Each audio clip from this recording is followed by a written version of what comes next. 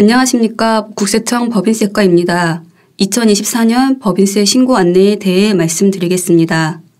이 동영상의 제작 목적은 홈택스에서 제공하는 법인세 신고도움 서비스의 이용 방법과 안내 항목을 자세히 알려드리기 위해서입니다. 법인세 신고에 많은 도움이 되시길 바랍니다.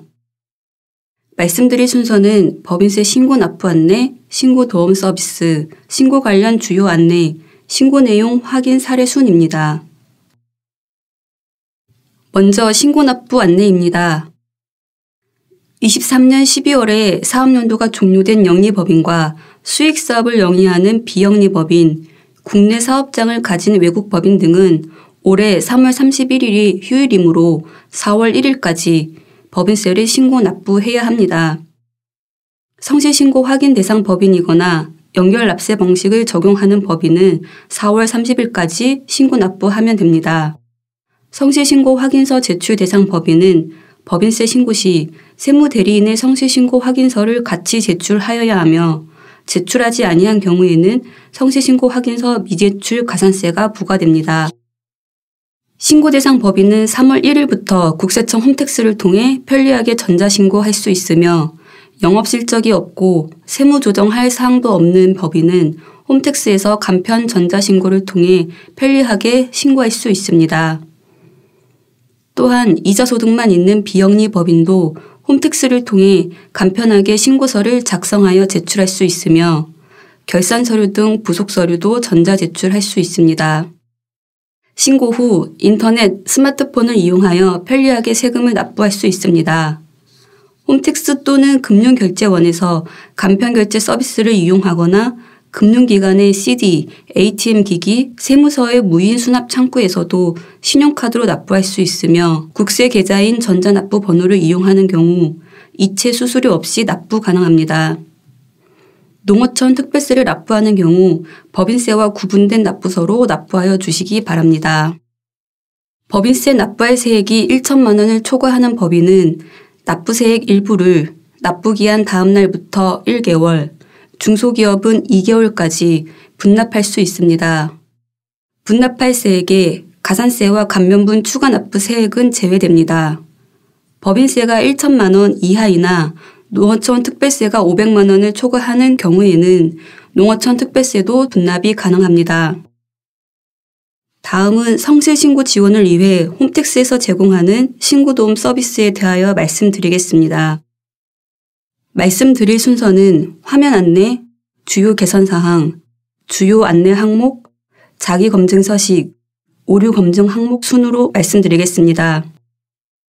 먼저 법인세 신고 기간 중 법인 사업자가 홈택스에서 로그인하면 신고도움 서비스 화면으로 바로 접속되며 세무대리인이 로그인한 경우 12월 결산법인 법인세 신고 안내 팝업창을 통해 신고도움 서비스 화면으로 바로 이동할 수 있습니다. 홈택스에서 세금 신고, 법인세, 신고도움 서비스 순으로 접근할 수도 있습니다. 국세청은 성실신고 지원을 위하여 법인세 신고 전 납세자 특성에 맞는 맞춤형 신고도움 자료를 제공하고 있습니다. 신고도움 자료를 6개 주제별 탭으로 구분하여 사용자가 쉽게 볼 수 있도록 구성하였습니다.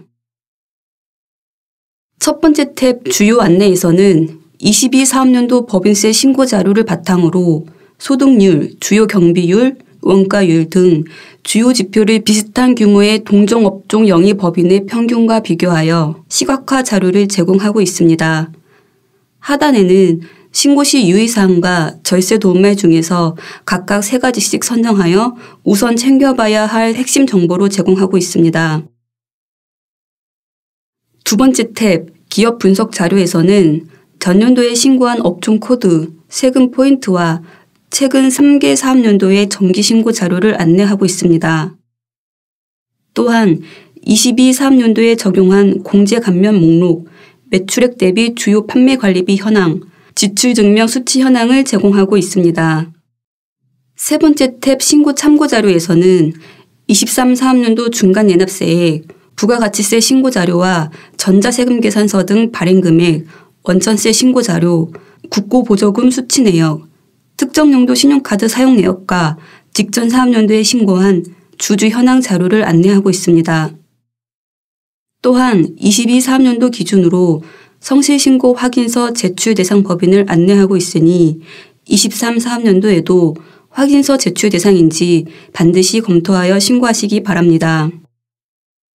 네 번째 탭인 신고시 유의사항에서는 신고 자료와 외부에서 수집한 다양한 자료들을 분석하여 법인별, 업종별, 개성 과목별로 신고 전에 유의할 사항을 안내하고 있습니다.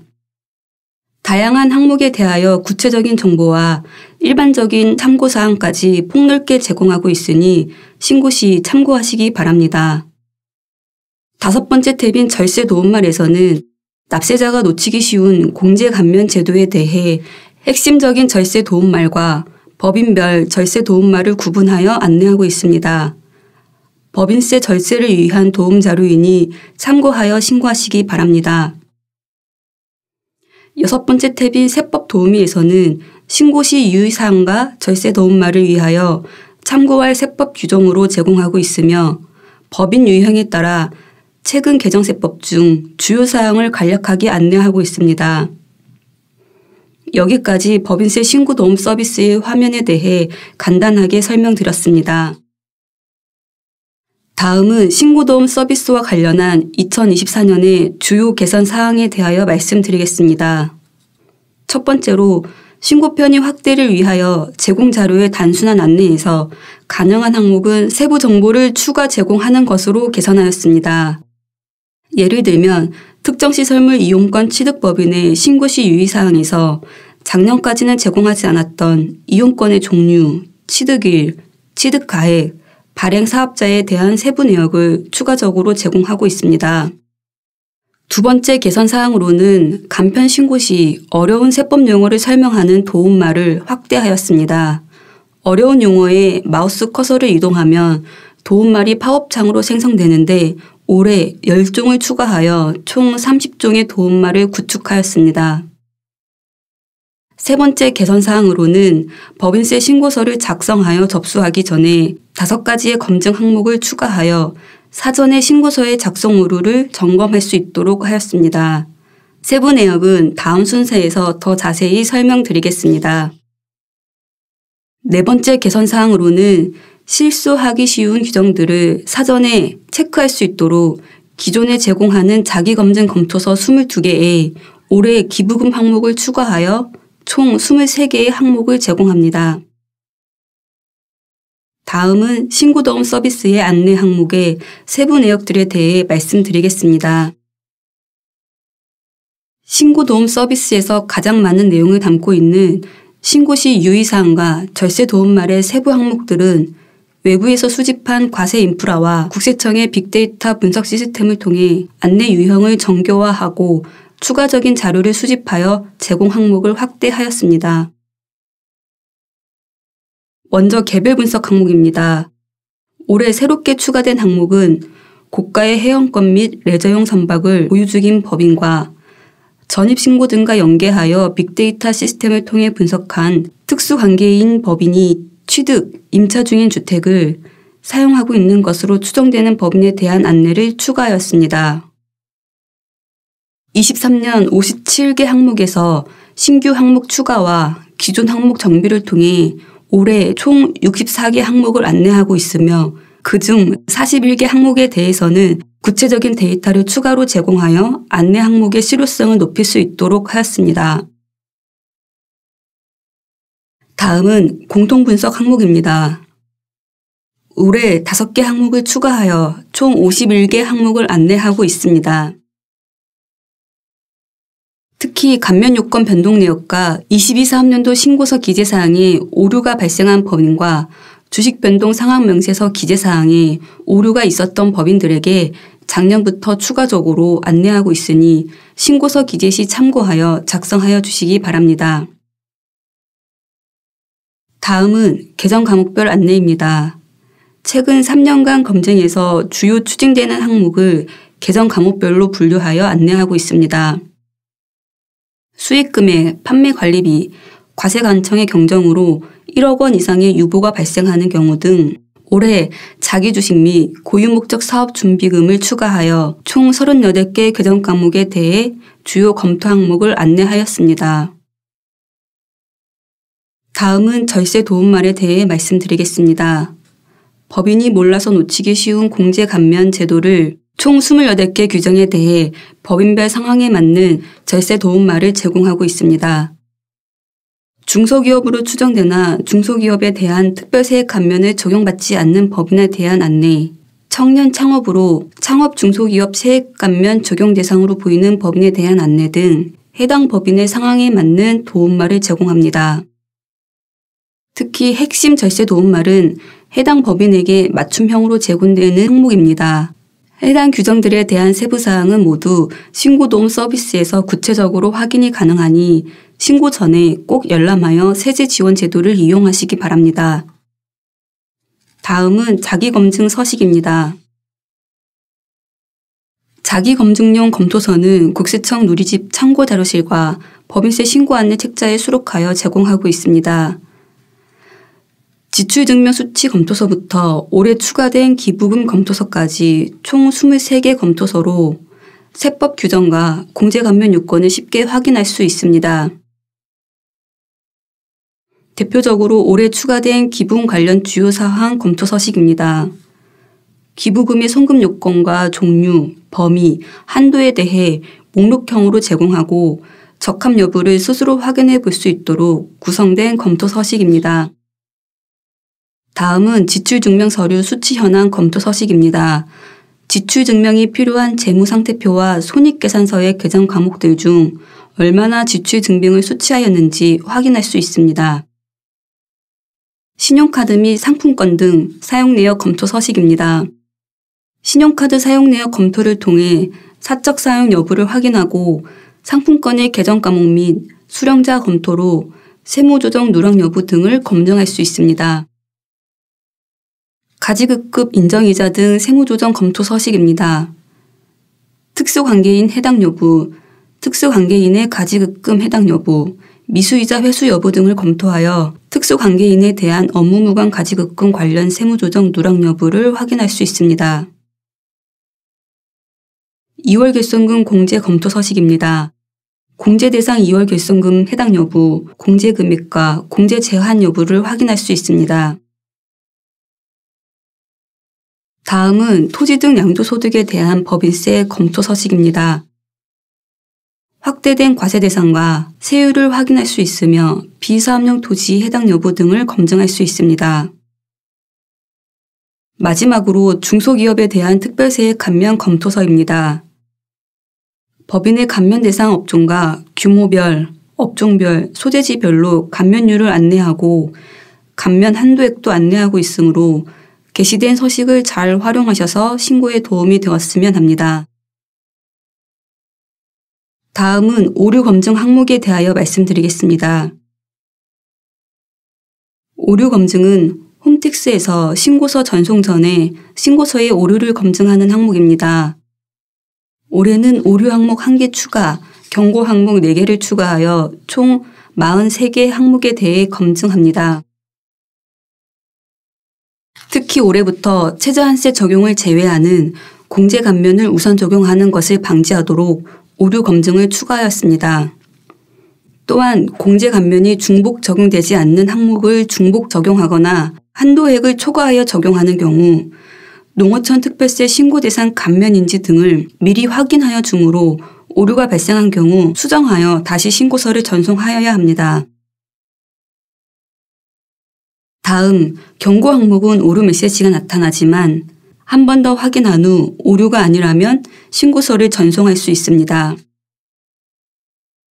특히 올해 추가된 경고 항목은 지난해 생성된 주요 해석 사례와 단순 착오 신고가 반복된 경우를 모아서 유의해야 할 항목들로 추가하였으니 해당 오류 메시지가 뜨는 경우 한 번 더 확인한 후 신고하여 주시기 바랍니다.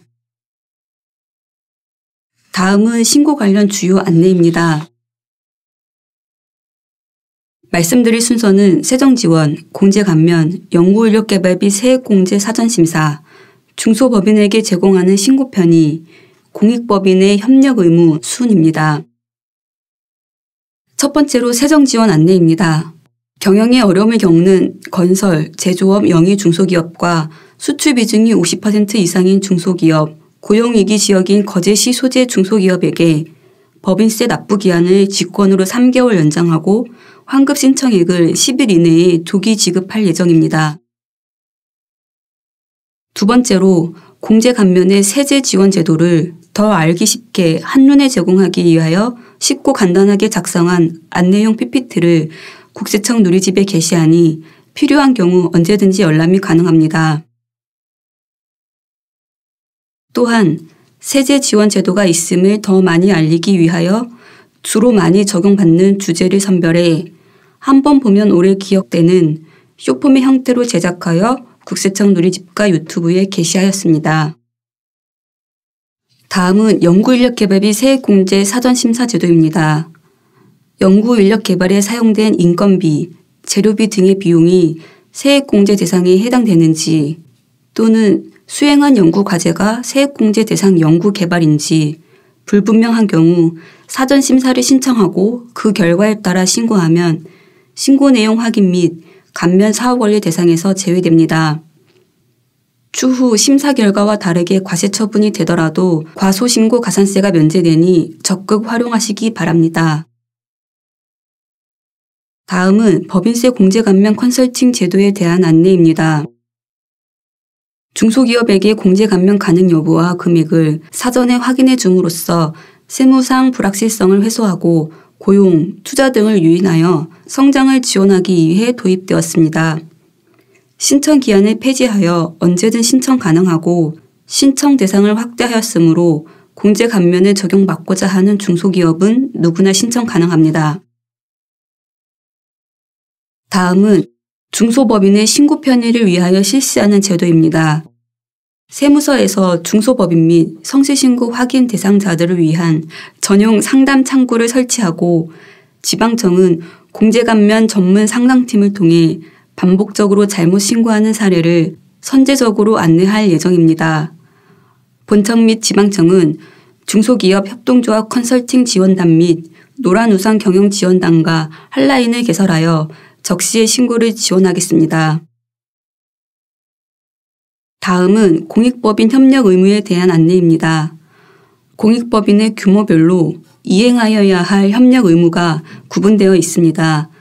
모든 공익법인은 4월 30일까지 결산 서류 등 공시, 출연재산 보고서 제출, 공익법인 등 의무 이행 여부 보고서를 관할 세무서에 제출하여야 합니다. 마지막으로 신고 내용 확인 사례에 대하여 말씀드리겠습니다. 국세청의 신고 내용 확인 방향과 주요 확인 사례 10가지, 조사 추진 사례 2가지에 대하여 설명드리겠습니다.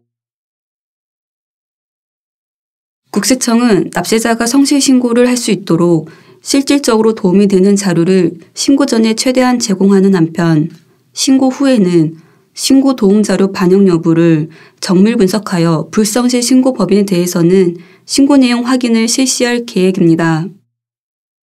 제공해드리는 신고 도움 자료를 참고하여 성실하게 신고하여 주실 것을 당부드립니다. 다음은 신고 내용 확인 주요 추진 사례입니다. 총 10가지 사례에 대하여 간단하게 설명드리도록 하겠습니다. 첫 번째, 법인이 피트니스 클럽 회원권을 취득하여 사주 일가가 사용한 사례입니다. 해당 법인은 회원권을 업무 관련 자산으로 계상한 후 사용 시 법인카드로 지출한 경비를 복리후생비로 처리하였습니다. 해당 시설물의 지리적 위치, 이용 제한 등을 고려하여 법인에 근무하지 않는 사주 일가가 사용한 사실을 확인하고 관련 비용을 송금 불산입하여 사용자에게 소득 처분, 업무 무관 자산에 대한 세무 조정하여 추징한 사례입니다. 다음, 법인 신용카드를 임직원이 개인적으로 사용한 사례입니다. 법인 신용카드를 해외여행, 골프장 등에서 사적으로 사용하고 복리후생비로 회계 처리하여 법인세를 신고하였습니다. 신용카드 사용 내용 및 해명 자료 검토를 통해 사적으로 사용한 지출액을 송금 불산입하고 사용자에게 소득 처분하여 추징한 사례입니다. 다음은 근무하지 않는 대표이사의 가족에게 허위 인건비를 지급한 사례입니다. 해외에 자녀와 함께 장기 체류 중인 대표자의 배우자에게 인건비를 지급한 것으로 신고하였습니다. 해외 현지 법인 출입국 기록 등을 분석하여 허위 인건비를 송금 불산입하고 유출된 법인 자금에 대해 귀속자에게 소득 처분한 사례입니다.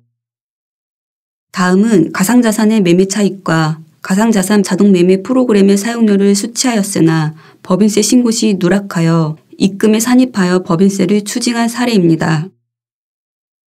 다음은 사주 일가가 거주하던 주택을 양도하고 각 사업연도 소득에 대한 법인세를 신고하면서도 토지 등 양도소득에 대한 법인세를 신고 누락한 사례입니다.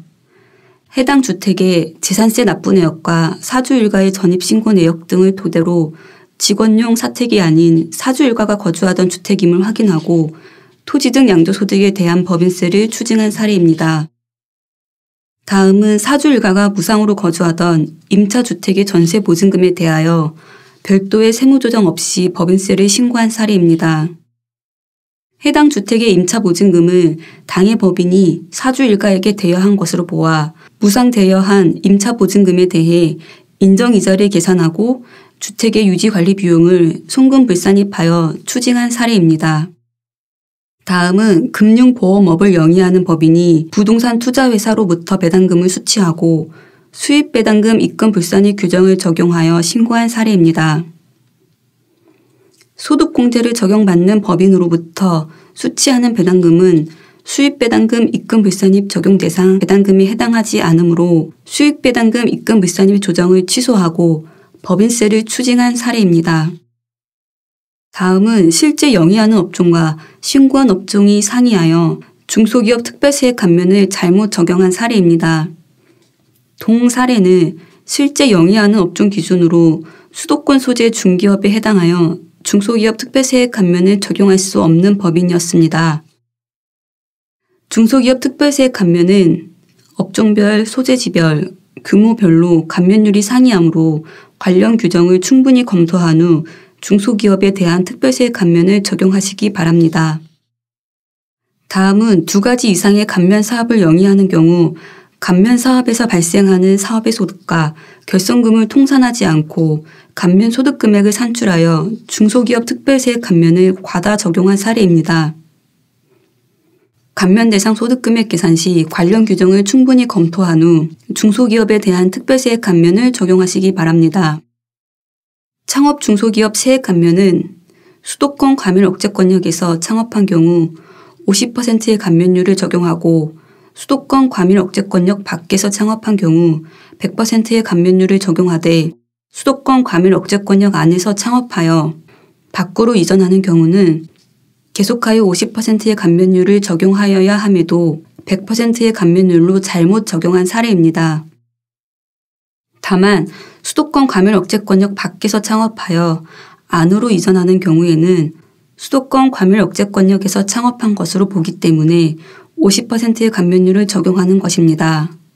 관련 규정을 충분히 검토하여 창업 중소기업에 대한 세액 감면을 적용하시기 바랍니다. 다음은 조사 추징 사례입니다.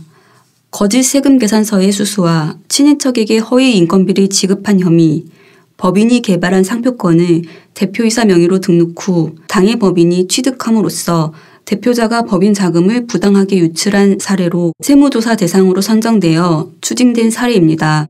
두 번째 조사 사례의 경우에도 특허권 거래를 가장한 법인 자금 유출 혐의 등으로 세무조사 대상으로 선정되어 추징된 사례입니다. 법인이 개발한 특허를 사주 명의로 출원한 후 법인이 취득하는 거래로 기업 자금의 유출, 법인 소유의 고가 자산을 사주 일가가 사적 사용, 특수관계인에게 미공개 내부 정보를 제공하여 재산가치 증가의 이익을 분여한 사례로 세무조사로 추징된 사례입니다.